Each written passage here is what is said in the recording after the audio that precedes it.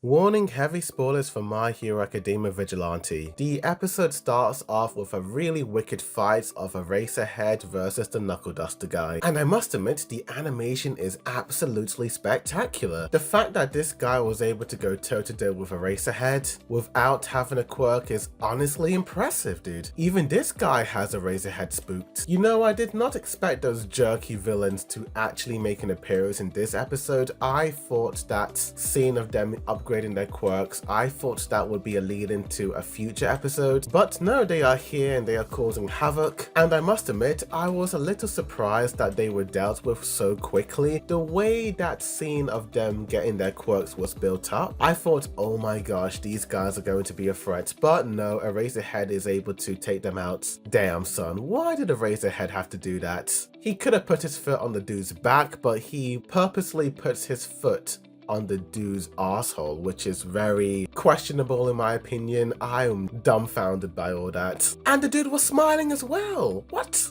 Don't tell me he was enjoying that. Oh dear. That one guy with the briefcase of action figures turned out to be a bit of a villain. I didn't expect the Knuckle Duster guy to be right in the end. He suspected this guy was very shady in episode 1 and he was right. And the dude's transformation is incredibly freaky. I mean, what type of design is this? He's like a combination of Alien X and Forearms from Ben 10. But big props to Koichi for saving the pop star girl. He was scared before, but I really do appreciate how he was able to step up and save the day. Mate, thank goodness Eraserhead was in the area, because if he wasn't there, so many people would have been Control-Alt-Deleted by the Alien X Forearms guy. Last week I talked about the comparisons of Koichi and Deku, and this week it seems to be the Knuckle Duster in All Might. At the very least for the English dub, he even says the words "I am here" as he is fighting off the villains. Both All Might and Knuckle Duster are both quirkless, and both are fighting to protect others, yet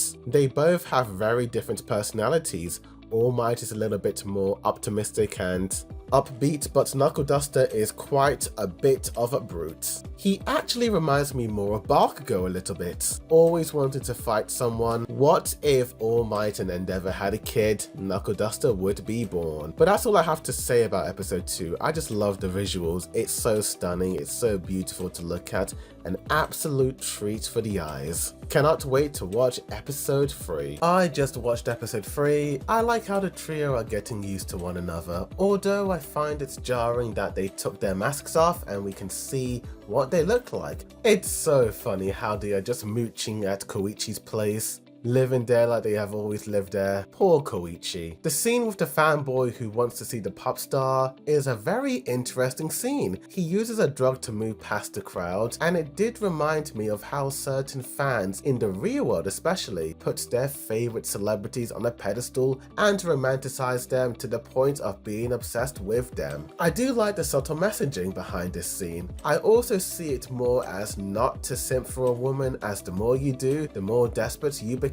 How in human history many people's obsession with those they romanticize often result in something chaotic happening. The boy transforms into an eel, which I find really interesting. The writer of My Hero Academia Vigilantes did do their research, as eels symbolize trickiness and untrustworthiness, which reflects the boy. Nothing is wrong with him, he's just a kid, but his intentions were not true and clear. Him saying he loves the pop star but then getting violent when she does not want him and doesn't get his way reflects how some people in the real world end up acting in a certain way once they get rejected. Moving on, it seems that one high school girl at the end is actually the one to have the power to amplify the quirks. I found this very surprising. I don't think anyone would suspect a teenage high school girl to cause so much damage and chaos. But mate, she is a bit crazy and off-putting. She reminds me a bit of Toga. I wonder what she wanted to do to the fanboy towards the end. Koichi's speech at the end was very eerie, and it had me feeling that this show may take a dark turn. Ooh! Overall, episodes 2 and 3 were actually really good. I felt that they were more like setup episodes, but this show is cooking something big,